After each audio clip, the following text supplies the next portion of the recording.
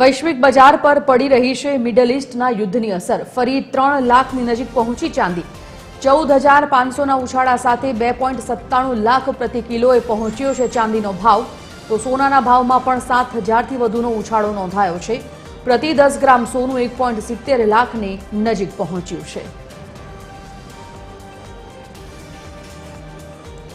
સંવાદદાતા રવિ મોટવાણી આ મુદ્દા પર લાઈવ જોડાઈ ગયા છે. રવિ, જે પ્રકારે અત્યારે મિડલ ઈસ્ટના યુદ્ધની અસર ક્યાંક ને ક્યાંક ભારતીય પર પડી રહી છે, વેપાર ધંધાની જો વાત કરવામાં આવે, ખાસ કરીને સોના ચાંદીના ભાવમાં વૈશ્વિક અસર ફરી એકવાર ઉછાળો જોવા મળી રહ્યો છે. સોના અને ચાંદીના ભાવમાં ઉછાળાથી અસર કેવી અને ખરીદદારોમાં કેવી અસર તેને લઈને?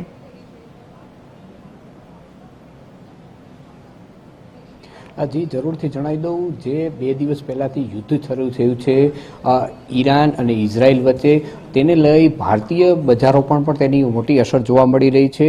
ખાસ કરીને વાત કરીએ સોના ચાંદીની, તો સોના ચાંદી માર્કેટ ઉપર તેની ઘણી વધુ અસર જોવા મળી રહી છે. કારણ કે હોળી બાદ જ્યારે લગ્નગાળાની સિઝન શરૂ થતી હોય છે ત્યારે સોના ચાંદી માર્કેટમાં ગ્રાહકોની વેપાર જોવા મળતો હોય છે. હવે લગ્નગાળાને થોડા દિવસો બાકી છે, પરંતુ જે અમે શોરૂમમાં ઊભા છીએ ત્યાં એક પણ ગ્રાહક અત્યારે ઉપસ્થિત નથી.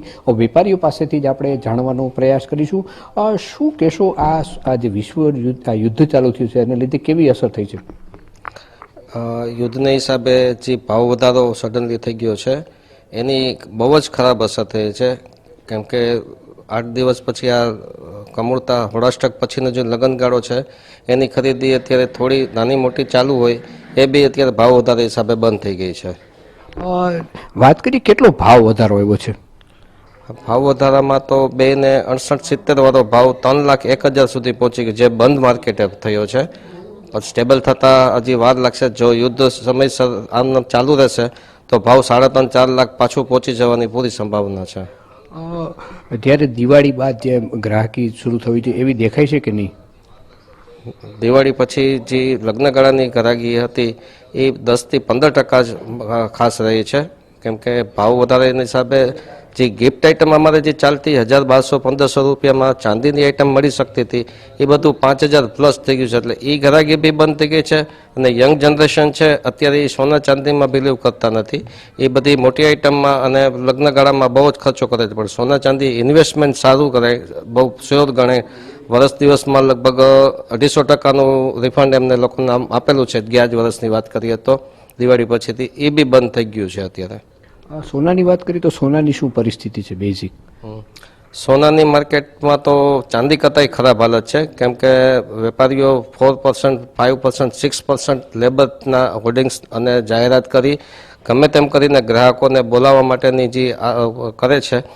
એટલે સોનાની માર્કેટ ચાંદી કરતાં વધારે ખરાબ છે. નાના કારીગર વર્ગ, મધ્યમ વર્ગ છે ને, એ તો બધા એકદમ મુશ્કેલીમાં પીસાઈ રહ્યા છે. વેપારી છો આપ, કેટલા વર્ષોથી, કેટલાય પેઢીઓથી તમે આ સોના ચાંદીના વ્યવસાય સાથે જોડાયેલા છો. અત્યારે જેવી પરિસ્થિતિ આવું કોઈ દી જોઈ છે કે નહીં?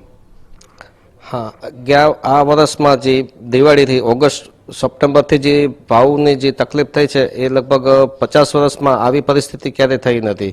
હન્ટ વખતે જે 50 વર્ષ પહેલાં એક થયો તો એ પછી સ્ટેબલ માર્કેટ હતી. તો સ્ટેબલ માર્કેટમાં કસ્ટમરોને અને વેપારીઓને કોઈ જાતનો પ્રોબ્લેમ નથી થતો. અત્યારે તો મોટો પ્રોબ્લેમ, 1 કિલો જો તમે ઓર્ડર દેવા આવ્યો હોય ને તો એમાં 25-30 હજારનો વધારો ભાવનો થઈ જાય છે. એટલે એ બહુ પરિસ્થિતિ ડામાડોળ થઈ શકે છે. તો સંજીવની, આ હતા વેપારી જે કહી રહ્યા છે કે અત્યાર જેવી પરિસ્થિતિ છેલ્લા 50 વર્ષમાં તેમણે કોઈ દી જોઈ નથી. જી સંજીવની, ધન્યવાદ રવિ સમગ્ર માહિતી માટે.